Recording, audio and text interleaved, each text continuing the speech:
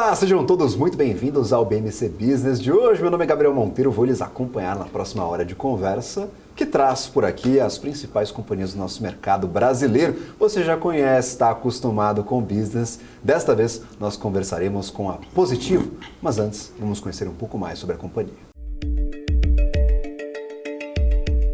A Positivo é uma empresa de tecnologia brasileira fundada em 1989. Desde o início das suas operações, a empresa passou por diversos momentos, mas o desenvolvimento e a fabricação de equipamentos eletrônicos é tema comum em todos os seus ciclos. Em sua fundação, o foco da companhia era fornecer tecnologia para escolas e outras instituições de ensino, mas com o tempo começou a fornecer equipamentos para instituições públicas e também vendê-los ao varejo. Atualmente, a empresa não apenas fabrica e distribui computadores de mesa, mas também notebooks, smartphones, tablets, máquinas de pagamento, servidores, equipamentos de segurança e muitos outros. Além da fabricação e venda de hardware, a empresa investe já há anos em outras verticais, como a prestação de serviços e também o desenvolvimento de projetos especiais. Essa aposta na prestação de serviços é evidenciada pelo lançamento da unidade Positivo Tech Services e pela recente aquisição da Algar TI, concluída nesta semana. O valor total da operação foi de 235 milhões de reais, reforça o portfólio de soluções da Positivo, traz mais previsibilidade para os resultados da empresa e menos dependência da cotação de insumos, como acontece com a fabricação de equipamentos. Hoje, a Positivo divide as suas operações em 3 segmentos: o corporativo, as vendas e serviços diretos aos consumidores e projetos especiais. A companhia fechou o primeiro trimestre com um lucro de 64 milhões de reais e margem líquida de 6,5%.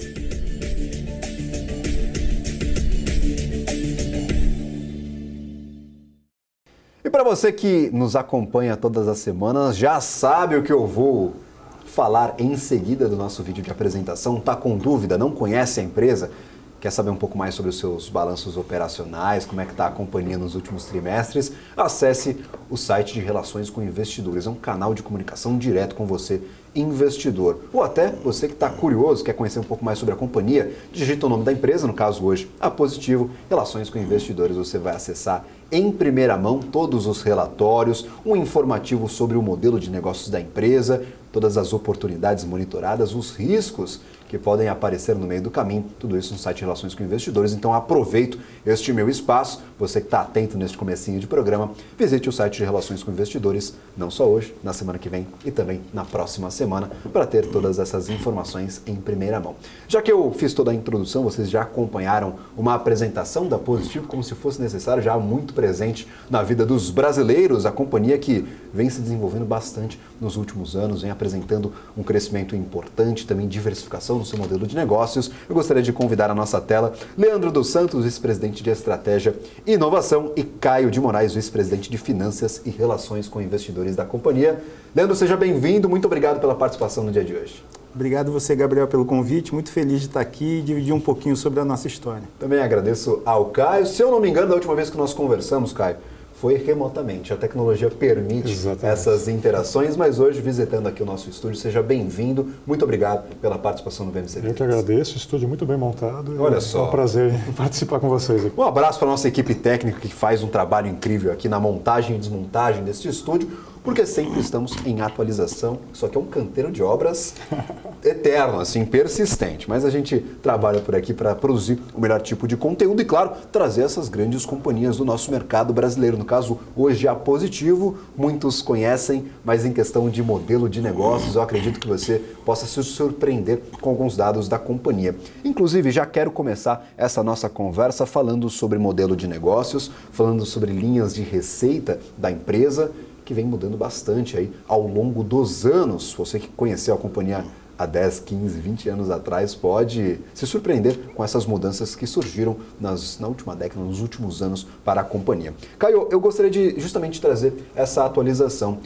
Quando eu olho hoje para a Positivo, quando vocês olham internamente para a companhia, como vocês a identificam? Como eu posso categorizar, se é possível classificar a empresa de alguma forma? Como vocês interpretam o trabalho diário de vocês para atender todas as linhas de negócios que hoje estão dentro do portfólio da companhia, como vocês se identificam no dia a dia da empresa. Legal. Bom, eu acho que você bem colocou, né? A gente está num processo, né? Ainda é um processo, obviamente, né? O interessante é sempre o caminho, né? Exato. A coisa nunca tem fim. Num processo de diversificação, né? Acho que essa é bem a palavra mesmo, né? A gente fez isso até, em grande parte, por necessidade, né? Nos últimos anos, a empresa passou por um turnaround, né? Em termos de canais, né? de receita, né?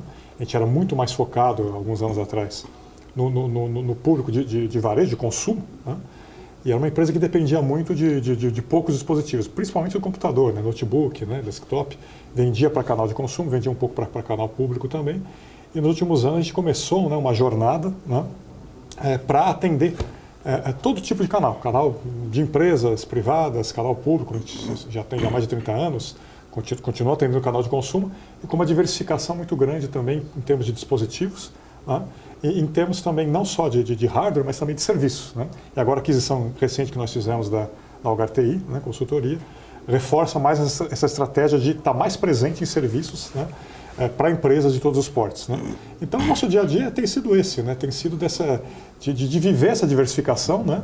De trazer pessoas, inclusive, que entendem mais desse ecossistema, desse mundo, né? Nós trouxemos profissionais, né? Para a empresa, o próprio Leandro, que está com a gente aqui, né? Que conhece muito, né? de inovação, de estratégia, né? Que tem ajudado bastante a gente a enxergar a estratégia futura da empresa, que caminho que a gente quer ir, né? Como a gente quer consolidar toda essa trajetória já muito bem sucedida, né? Então é um pouco isso, né? É viver essa mudança multitude, constante, né? Mudança constante, multitude de canais, né, de negócios, está sempre pensando em negócios diferentes, né? E agora com bastante foco também, né? A gente, aí fazendo um pouquinho também uma pequena crítica, né? A gente também sempre foi uma companhia muito oportunista, né? Entendi. Sempre olhar oportunidades, né? Tudo que se apresentava a gente acabava analisando.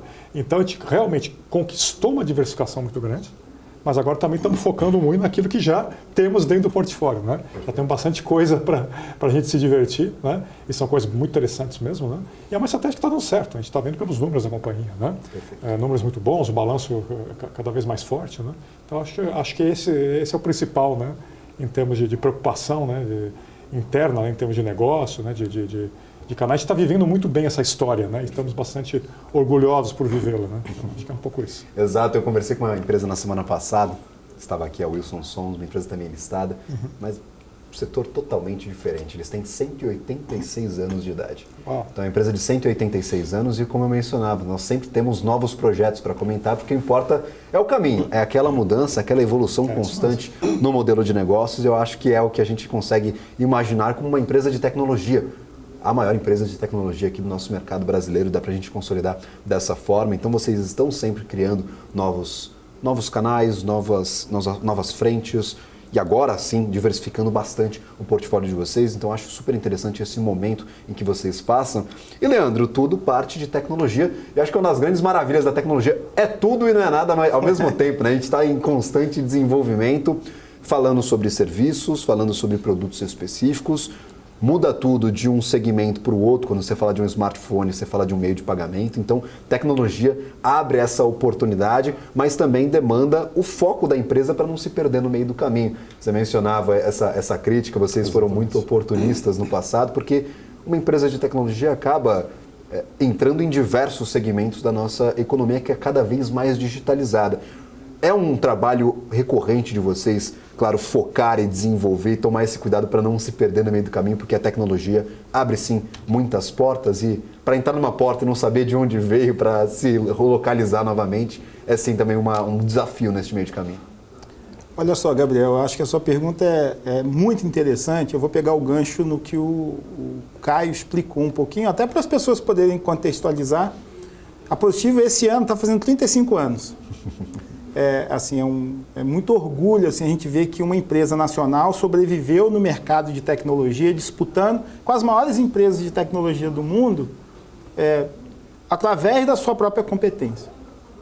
Só que desses 35 anos, até 2018, praticamente 6 anos atrás, vou dizer 29 anos, a Positivo foi uma empresa muito focada num produto e num canal que era o varejo. Então a gente fazia dispositivos, principalmente o notebook e o desktop, para o varejo.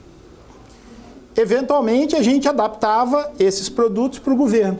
A Positivo ela foi a empresa que permitiu que uma grande parcela da população brasileira tivesse acesso ao computador, à tecnologia, à pessoa física, porque ela sempre teve esse olhar de entrar onde ninguém quer entrar, de poder trazer para o brasileiro a oportunidade de participar da tecnologia. Isso também aconteceu na digitalização do governo brasileiro. O fato da Positivo olhar para as necessidades do nosso país e desenvolver soluções que acelerassem a jornada de transformação fez que o Brasil fosse um país extremamente digitalizado. Em termos populacionais, país com grande população, talvez seja o país mais digitalizado do mundo. E tudo isso é fruto da essência da Positivo. A Positivo é uma empresa que surgiu dentro de uma sala de aula com o objetivo de transformar a vida das pessoas, impulsionar o sucesso das pessoas através da tecnologia. Durante muitos anos funcionou muito bem essa estratégia de inclusão, seja para a pessoa física ou seja para o governo, mas em 2014 o mercado passou mundialmente por uma crise, principalmente porque o smartphone estava crescendo muito rápido. O mercado de computador no Brasil e fora do Brasil ele passou por um momento muito difícil, e isso fez a Positivo repensar como ela usa a tecnologia não só para continuar trazendo inovação e inclusão para a sociedade, mas também para perpetuar o seu negócio. Então, foi feito, a gente desenhou uma estratégia de diversificação de negócio, no sentido de buscar mercados onde a nossa competência pode fazer muita diferença. Então, a gente criou um projeto de avenidas de crescimento, em que a gente entrou fortemente no mercado de tecnologia para empresas privadas, e tem muito a ver com a aquisição da Algartec, que eu vou falar daqui a pouquinho. A gente decidiu entrar no mercado de meios de pagamento. Hoje a Positivo, se não a maior, está entre as maiores provedoras de soluções de pagamento no mercado brasileiro, trazendo muita inovação para esse mercado. Foi a primeira que embarcou o Android nas máquinas de pagamento, permitiu milhares das soluções que a gente está usando no nosso dia a dia. Entrou na área de segurança, com o Positivo Segurança, reformulou sua área educacional e criou uma área de engenharia muito competente que entrega soluções que a gente chama de projetos especiais. Mas são projetos muito tecnologicamente avançados para resolver problemas. Um exemplo que a gente cita muito é o exemplo da Urna Eletrônica Nacional. Então, a partir dessa estratégia, a gente atingiu esse ano 30% da nossa receita das avenidas de crescimento. Isso dá para Positivo uma resiliência muito maior. 30%, de 30% a 35% da nossa receita vem do governo, 30% a 35% de empresas e 30% do varejo. Ou seja, é muita coisa que precisa acontecer para que a gente tenha as mesmas dificuldades do passado, e isso permite a gente usar as competências nesses mercados para entregar valor, para também dar possibilidade de inclusão digital para as empresas brasileiras, acelerar nossa jornada de soluções tecnológicas para o governo e continuar trazendo o que tem de mais moderno para o consumidor pessoa física. Nós lançamos, dentro das avenidas de crescimento, o Positivo Casa Inteligente, que permite você ter segurança na automatização da sua casa. É muito comum você ir comprar, por exemplo, uma lâmpada inteligente, aí daqui a 6 meses você compra de novo, aí você é outro aplicativo, aquela não funciona mais. Com o Positivo Casa Inteligente, você tem segurança que você vai poder fazer tudo de um lugar só. Então, a gente continua entregando valor para o nosso cliente tradicional, pessoa física, mas hoje a gente é uma empresa muito diversificada e muito resiliente. É justamente sobre isso que eu gostaria de entender, sobre essas diferentes verticais. Basicamente 30, se soma ali, é muito dividido em termos gerais. Está mais balanceado, né? Como o Leandro bem colocou, a parte pública é um pouquinho maior. Perfeito. Está mais próximo, talvez uns 40, né? E aí a parte corporativa e a parte de consumo um pouco mais equilibradas, né? Mas de fato é um equilíbrio, né, que a gente não tinha no passado, né? E isso que permite, como ele bem colocou, né, a gente ter essa segurança que a gente, né, ao atingir essa diversificação, né, a companhia está sólida, né? Ela é antifrágil, né, se a gente quiser colocar numa linguagem um pouco mais de mercado, né? Perfeito. E isso é o que vai sustentar a companhia nos próximos anos, né? A gente deve continuar crescendo na parte corporativa, né? Acho que o nosso principal driver de crescimento vai ser esse, né? Mas as próprias empresas públicas, órgãos públicos, né, também estão se sofisticando um pouco mais, também estão exigindo mais serviços e outros tipos não somente o hardware, né? Então isso também abre possibilidades de crescimento, né, independente de qual seja o canal, né, se é um canal mais de empresas privadas ou de empresas públicas, crescendo nisso que a gente chama de commercial, né, que é a parte, tudo que não é o consumo, né?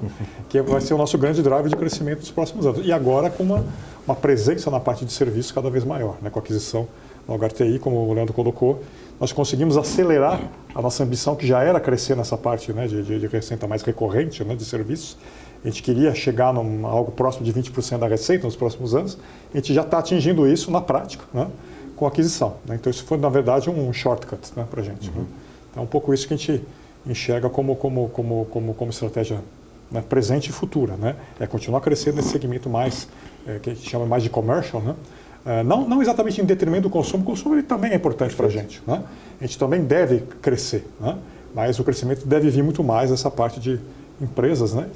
e órgãos públicos, e com um peso, né, de receita de serviço cada vez maior. Esse crescimento ele vai desbalancear essa relação? Hoje nós temos o setor público um pouco à frente, e aí o consumo e também o B2B ali, a venda ou a prestação de serviços para empresas equilibrados. A gente deve ver talvez o consumo vindo um pouco mais para trás, ficando com uma terceira linha nessa hierarquia de linhas de receita, e agora sim, não que ele deixe de crescer, não que ele perca a sua importância. Sim, ele vai crescer, mas ele vai crescer menos, então a gente vai ter naturalmente essa desbalanceada na relação entre as duas verticais. Eu diria o seguinte, eu acredito que talvez dentro do próprio B2B, aí colocando um B2B mais amplo, né, um commercial, né, aí colocando junto a parte pública e a parte corporativa, talvez haja um displacement aí, né, talvez a parte corporativa cresça um pouco mais e represente um pouco mais a receita em detrimento do público. Entendi. Isso é possível acontecer.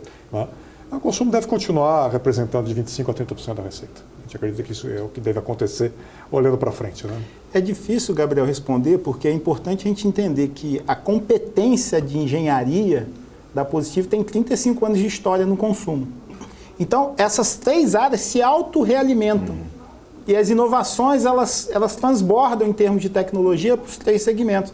Então, nossa expectativa é que uma empresa mais diversificada a partir do nosso core, né, que é o desenvolvimento de dispositivos e soluções para resolver problemas do dia a dia da pessoa física, do governo, e agora para ajudar as corporações a enfrentar a transformação digital, faz com que o nosso mercado se potencialize. Isso a gente tem notado, a gente tem percebido esse movimento nos últimos anos.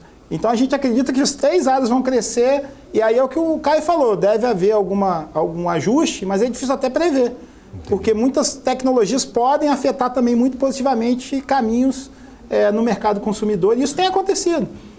A nossa entrada, por exemplo, no Positivo Segurança, tem muito a ver com a nossa experiência também de varejo, do Positivo Casa Inteligente. Então, a gente acredita que a gente vai continuar crescendo nos três segmentos, e que um vai alimentar o outro. É difícil prever qual que vai sobressair, mas a gente quer uma empresa diversificada. A gente vai sempre buscar esse balanço, buscando oferecer soluções que permitam os três crescerem simultaneamente. Está aproveitando essa tua expertise com inovação, eu queria entender, por exemplo, muitas companhias que nos visitam aqui no BBC Business têm um produto e ela tem diferentes clientes. É o que acontece com a Positivo? Vocês têm um produto e vocês vendem para governo, vocês vendem para a empresa e vocês vendem para o consumidor final.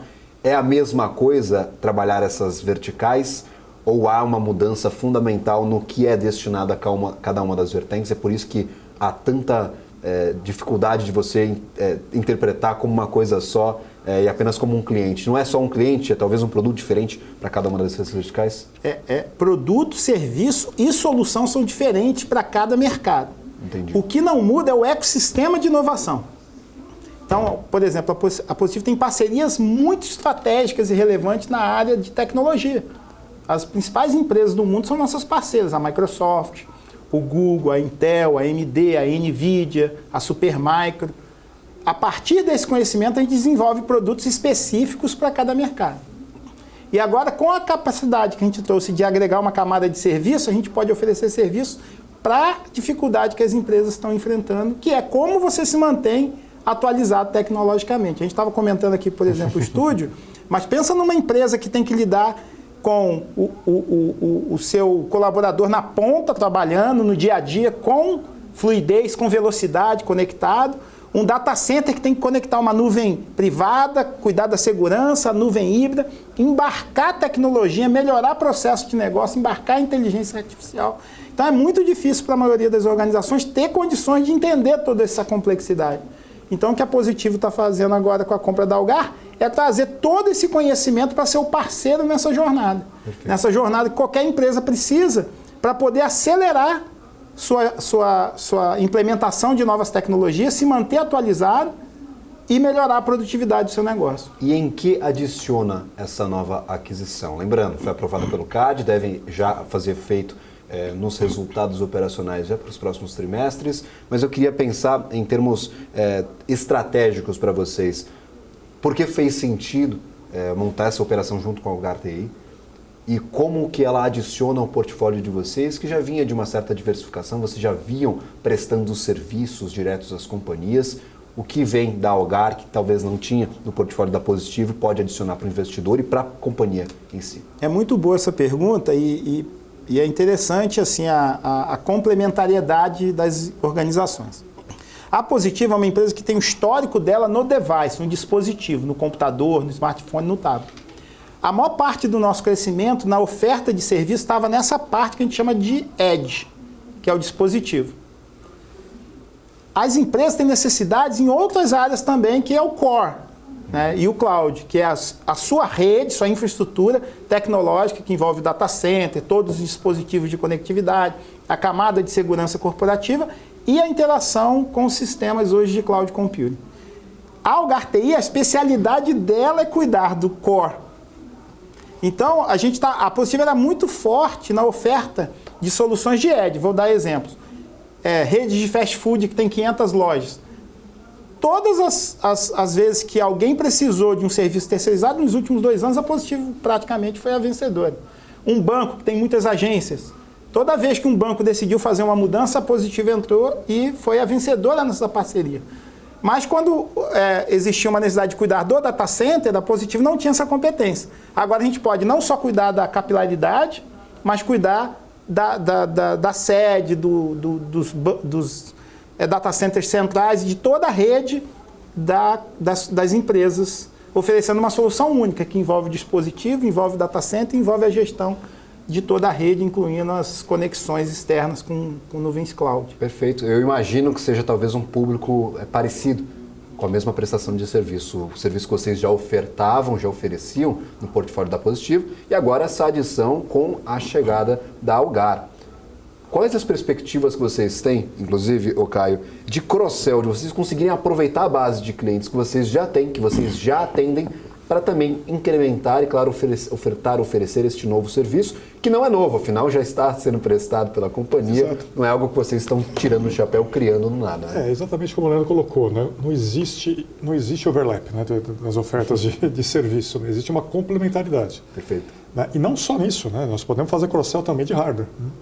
Então, existe a possibilidade, por exemplo, uma empresa que já tem, né, o seu data center, né, gerenciado, né, pela Algar, né, pela empresa que nós adquirimos, né, ela também pode, em algum momento, precisar trocar o data center. Né?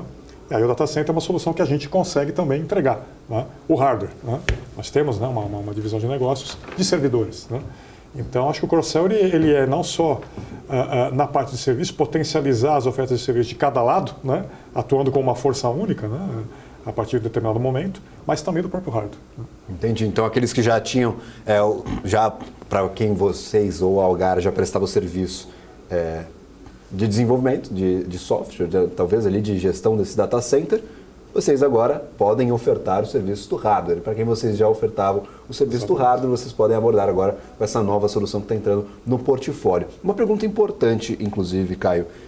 O histórico de vocês é todo com canais de distribuição para consumidores. Então, teoricamente, é fácil para a Positivo vender para estes consumidores, porque já tem um histórico de mais de 30 anos vendendo diretamente aos consumidores. Com essa entrada efetiva em empresa, na prestação de serviços, muda o canal de vendas, o canal de distribuição destes serviços? Como é o tratamento para equilibrar esse histórico, esse legado da companhia e, claro, essas novidades que vêm a serem adicionadas aí, ao longo do tempo no portfólio de vocês?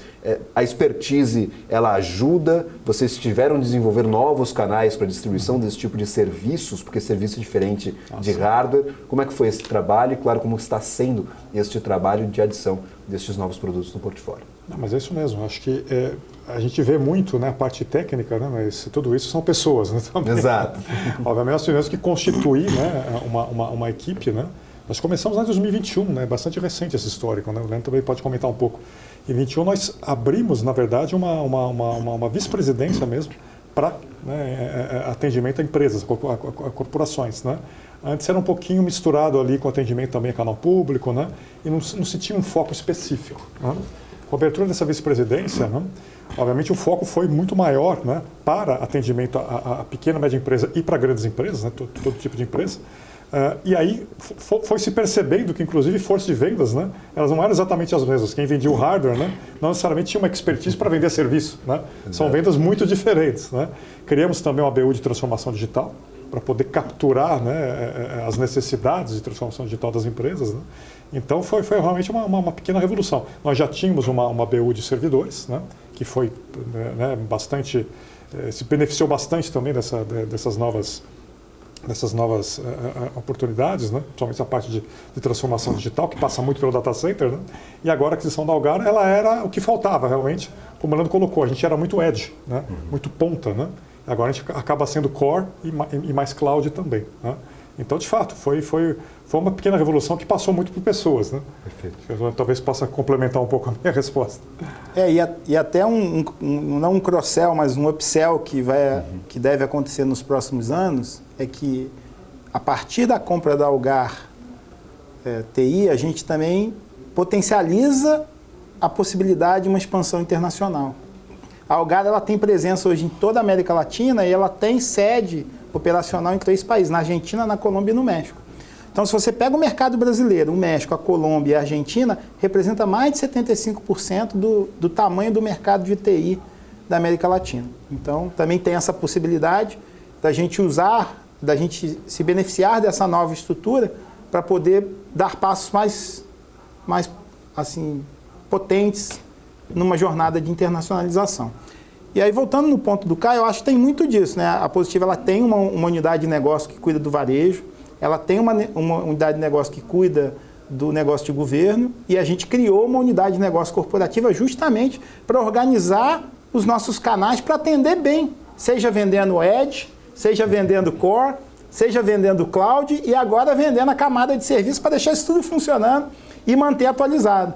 Porque tão importante quanto você vender é você dar caminhos para você se manter atualizado. Hoje a tecnologia se renova muito rapidamente. A gente está vivendo agora o boom da IA generativa para aumento de produtividade.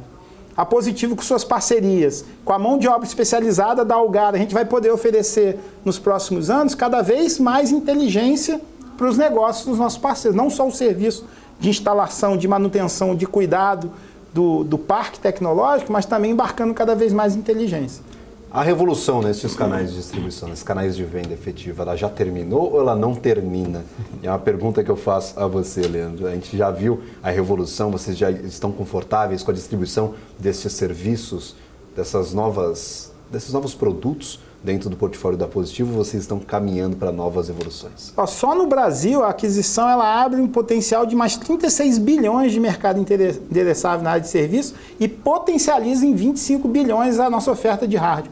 Então, só nesse movimento a gente expandiu em praticamente 55, 60 bilhões de reais de oportunidade. Então, a gente tem muito trabalho para fazer no Brasil, e além de toda essa nova expectativa da gente aprender e criar uma jornada de internacionalização. Então, desenvolver canais, desenvolver competência, desenvolver coisas que agreguem valor para o nosso mercado que a gente quer atuar, é uma jornada sem fim. Né? É uma jornada sem fim. Eu mencionava, a empresa de 186 anos estava aqui falando sobre novos projetos e vocês estão aqui. 2 anos depois, a gente já muda um cenário, já tem novos produtos para comentarmos, já tem novas estratégias em andamento, aquelas estratégias que estavam sendo aplicadas já se realizaram parcialmente, então é uma mudança constante, é por isso que eu adoro este programa, eu sou totalmente apaixonado pelo contato direto com as companhias aqui que fazem a economia do nosso Brasil. Sobre estes pontos, sobre agregar valor, sobre revolução tecnológica e sobre outros destaques do balanço operacional do Positivo, nós comentaremos no segundo bloco deste programa, então não saia daí, um intervalo rapidinho de 2, 3 minutos, já estamos de volta com o BMC Business de hoje.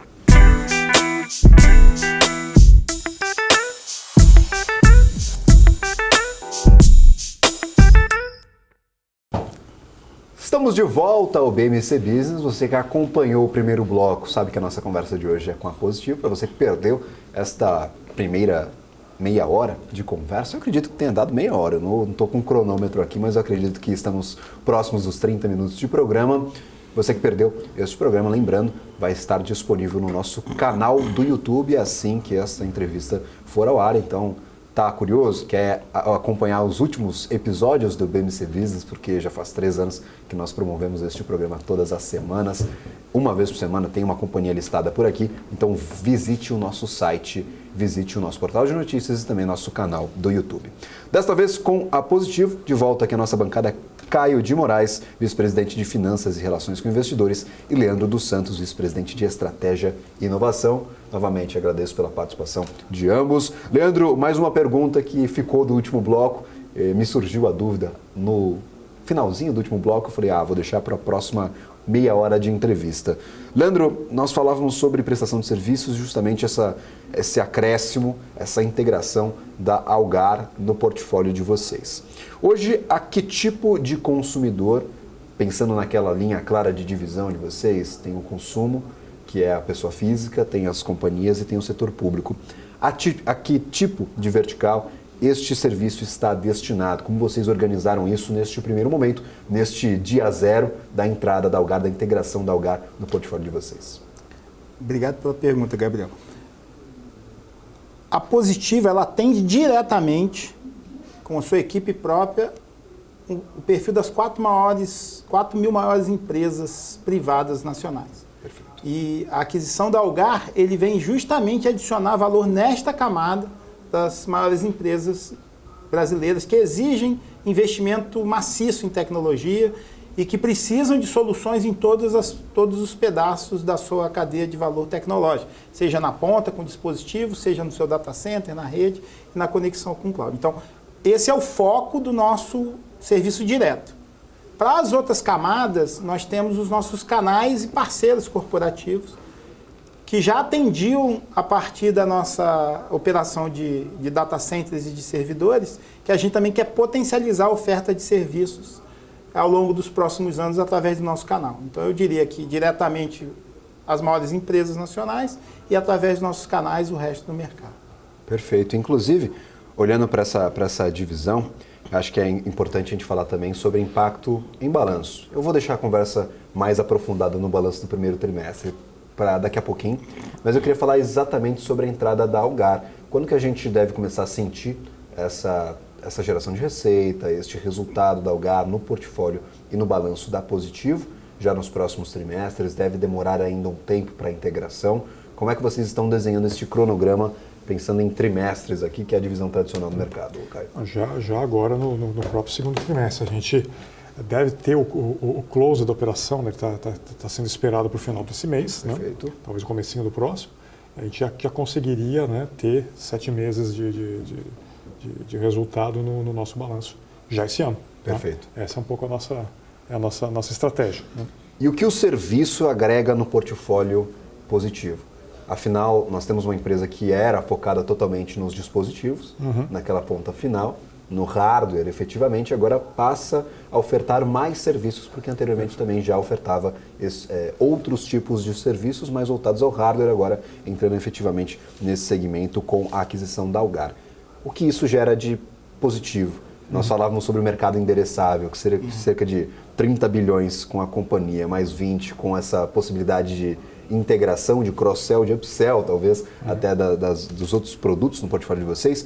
Mas pensando em balanço, pensando em número, Caio, o que efetivamente a integração de uma companhia de prestação de serviços pode agregar com o portfólio de vocês? Olha, agrega principalmente recorrência de receita. Né? Então a gente sempre buscou nos últimos anos, né, fazer parte da nossa estratégia, né, ter uma receita mais recorrente.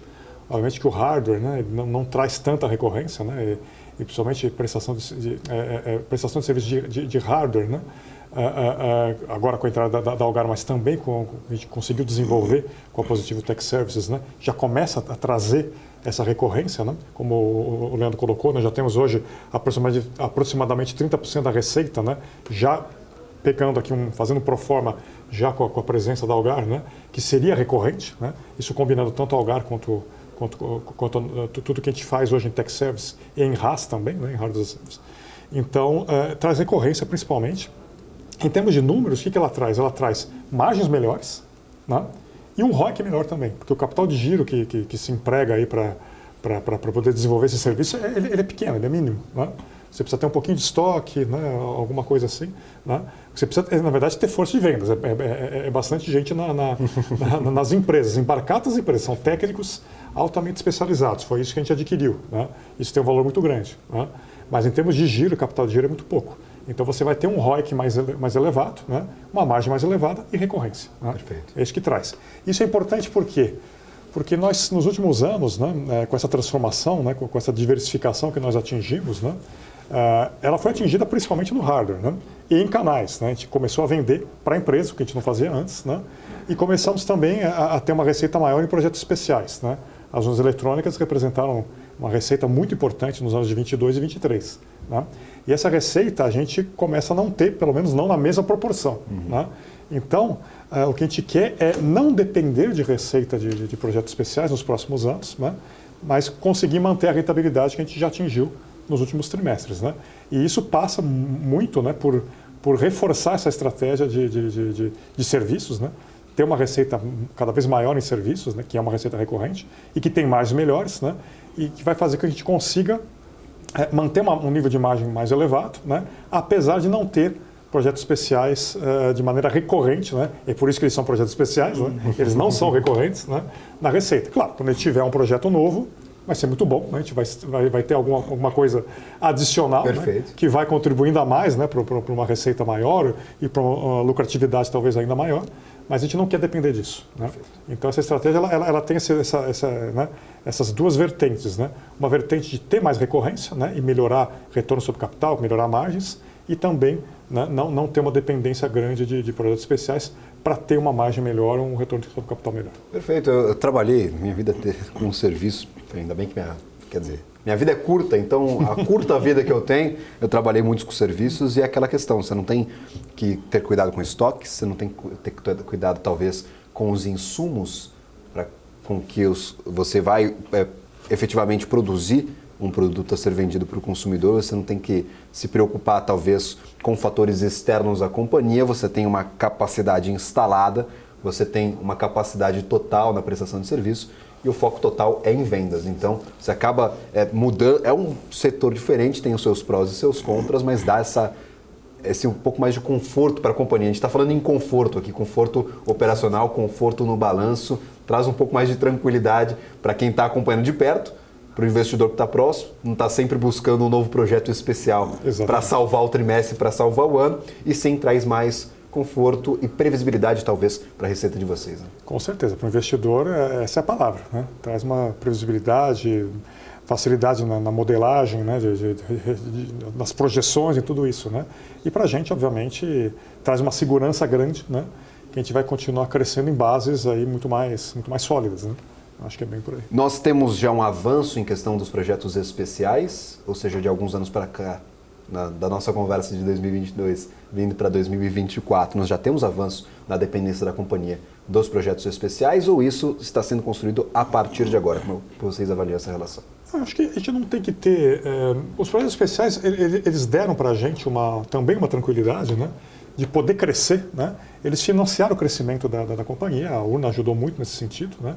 Então não é um problema em si, né? Muito pelo contrário, foi muito bom, né?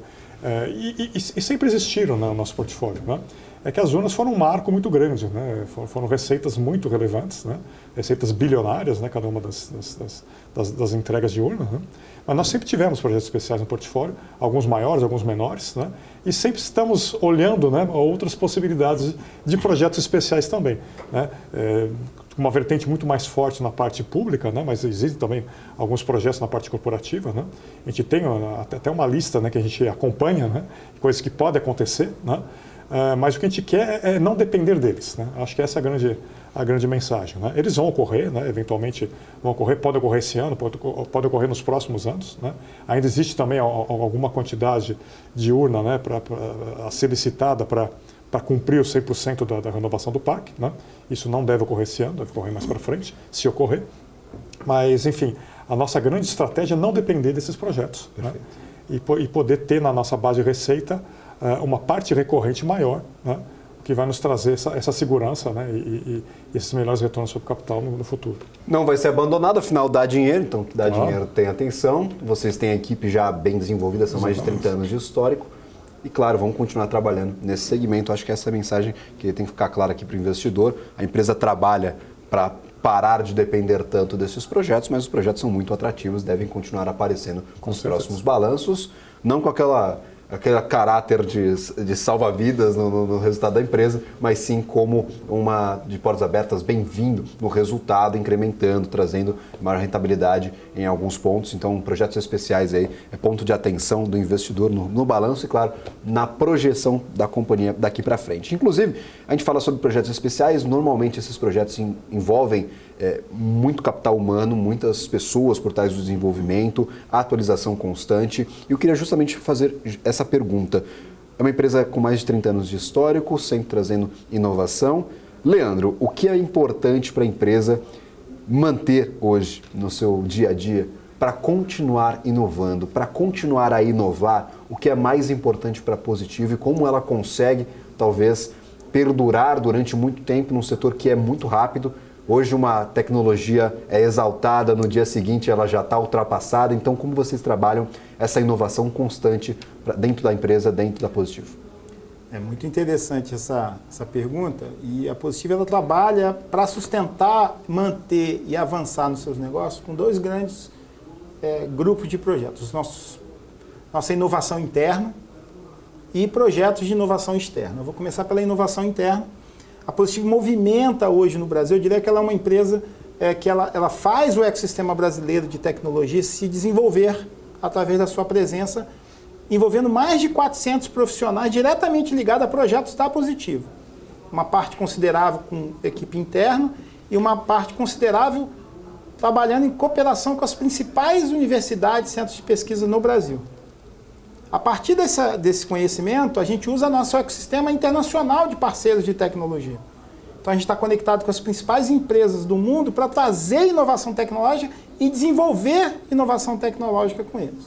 Então, eu diria que são dois grandes grupos, né? Fomentar a inovação interna através de investimento contínuo, consistente em pesquisa, desenvolvimento, inovação e cooperar com os nossos parceiros de tecnologia internacional. Obviamente que para manter tudo isso funcionando, a gente vem investindo bastante na capacitação da nossa equipe.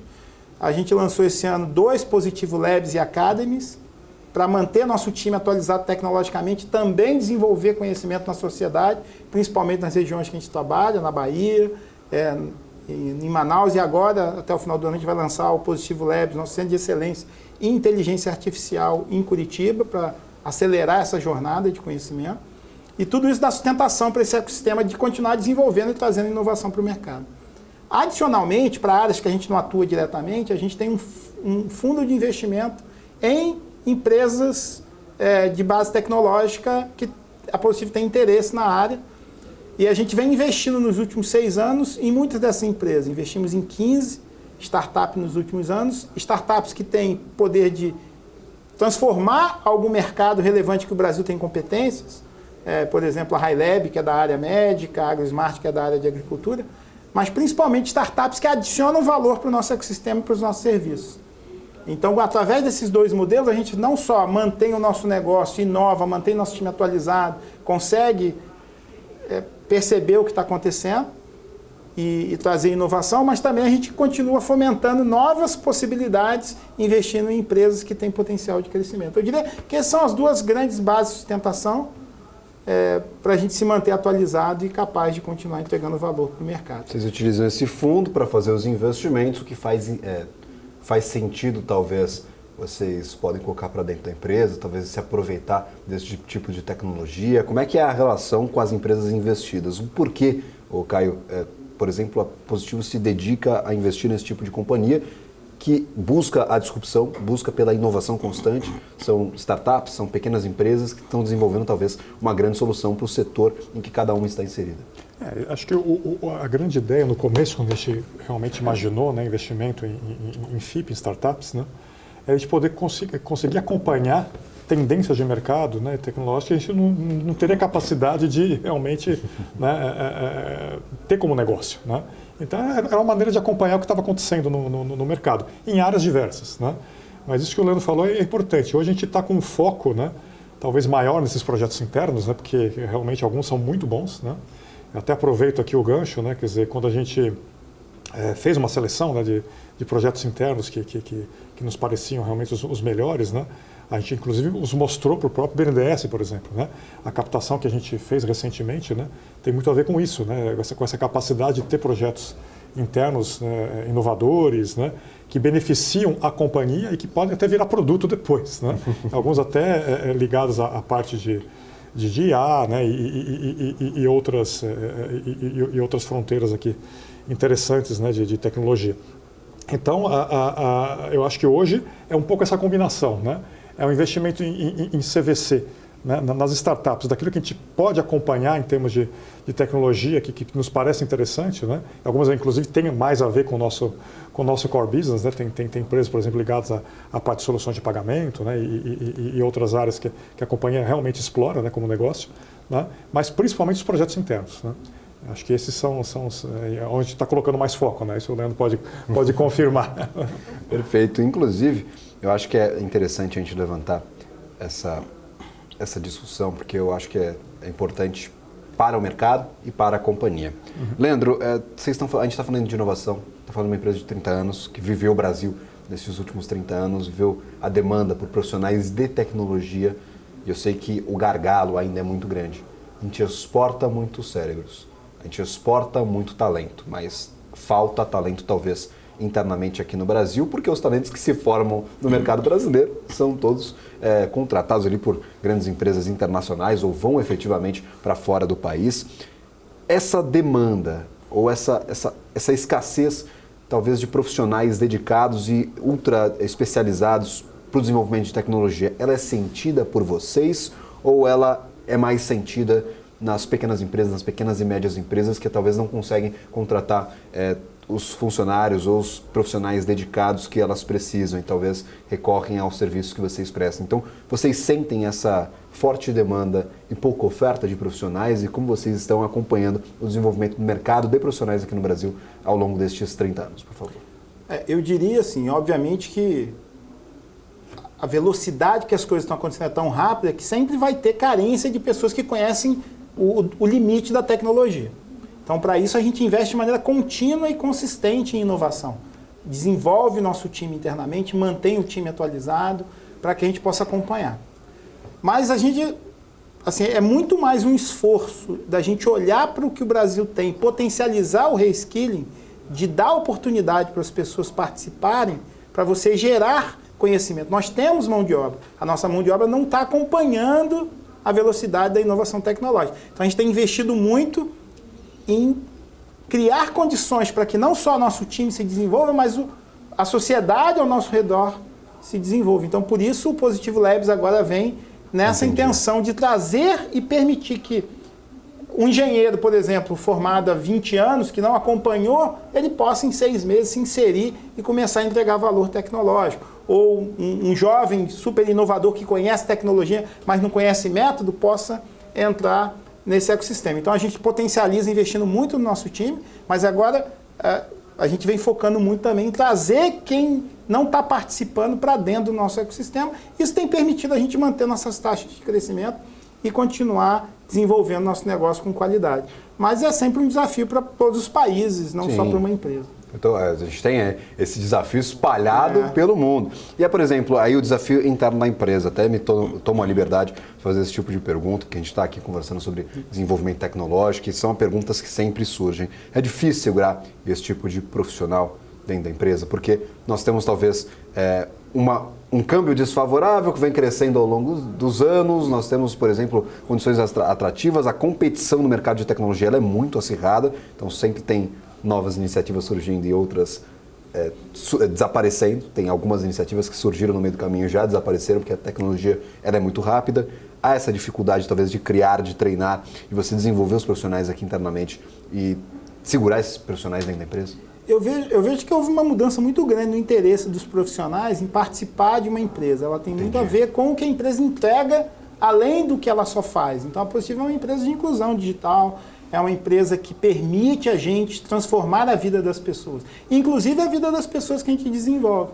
Então, empresas que têm essa intenção de fazer além, elas têm maior poder de atuação das suas equipes. Perfeito. Obviamente que cada pessoa está no momento da sua carreira e, eventualmente, elas têm interesses que não envolvem sua vida financeira ou de curto prazo ou uma experiência internacional, mas, de certa forma, empresas com o perfil da Positivo de contribuir além do seu negócio de maneira consistente desde a sua fundação, faz com que a gente tenha muita gente interessada em fazer parte dessa jornada. Maravilha, aqui a gente vai acompanhar toda essa jornada, lembrando, é uma história sem fim. A gente está todos os dias falando sobre inovação, sobre mudanças no mercado de trabalho, na tecnologia.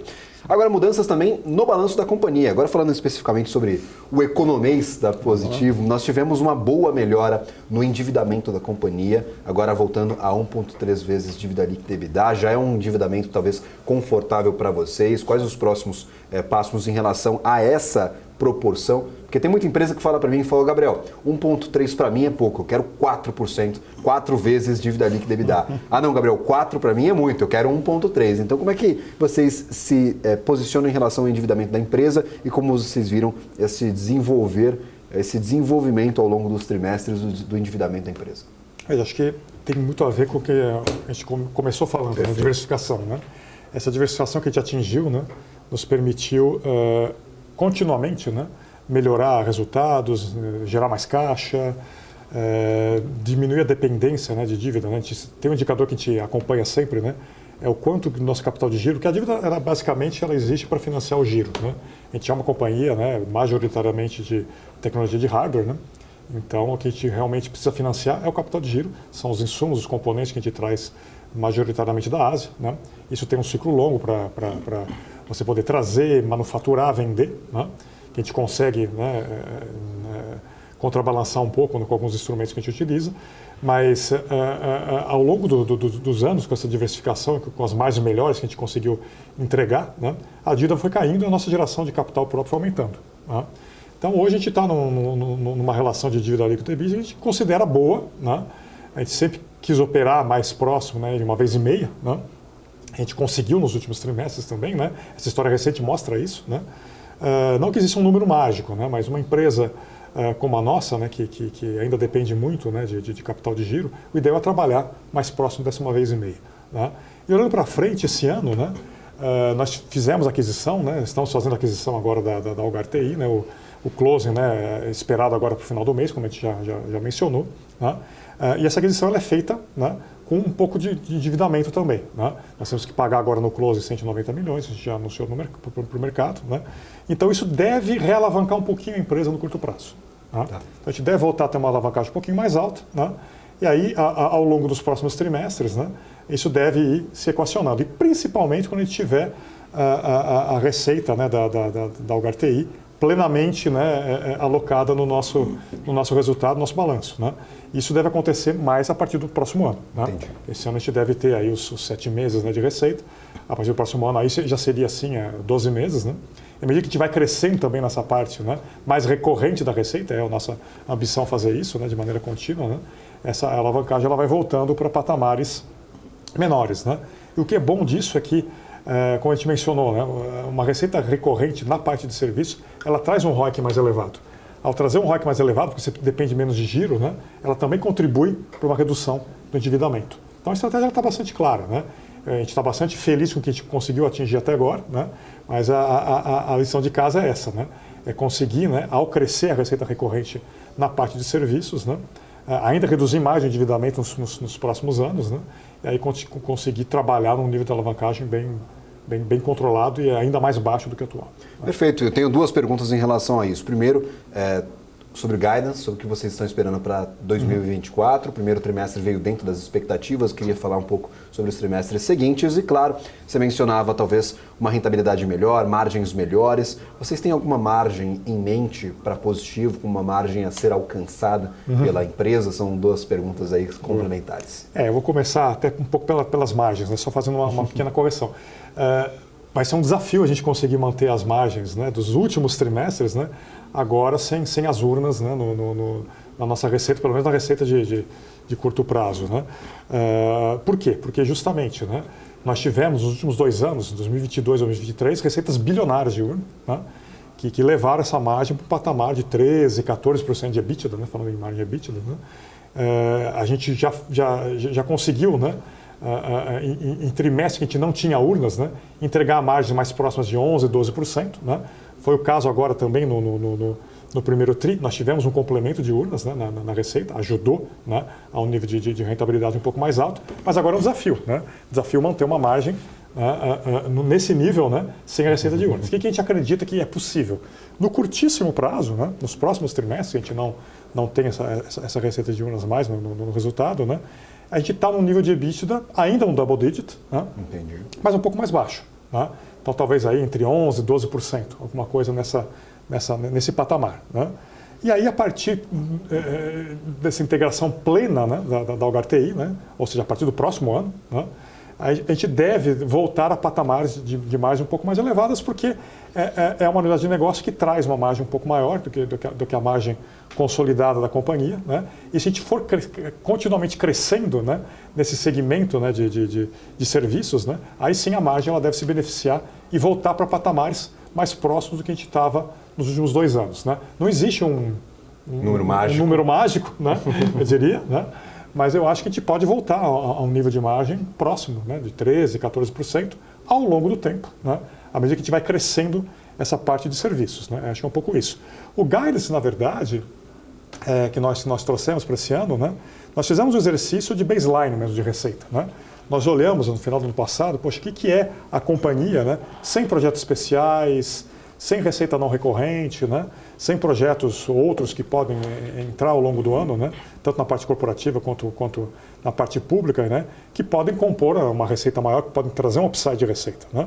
Então, quando a gente fez esse exercício, nós chegamos à conclusão que era mais ou menos nessa faixa, de 4 bi a 4 bi e meio de receita. Né? O que já é uma mudança de patamar muito grande em relação ao histórico da companhia. Nós éramos, até poucos anos atrás, uma companhia de 2 bi de receita, até um pouco menos que isso. Né? Nós mudamos de patamar ao longo da pandemia, né? Todos os negócios estavam bem. Né? Aí com as urnas a gente de novo mudou de patamar. Em 2022 a gente atingiu uma receita acima de 5 bi. Né? Mas eu acho que a baseline é mais ou menos essa receita do guidance que a gente colocou. Claro, a gente tem, né, upsides que podem levar essa receita para um patamar mais alto, né?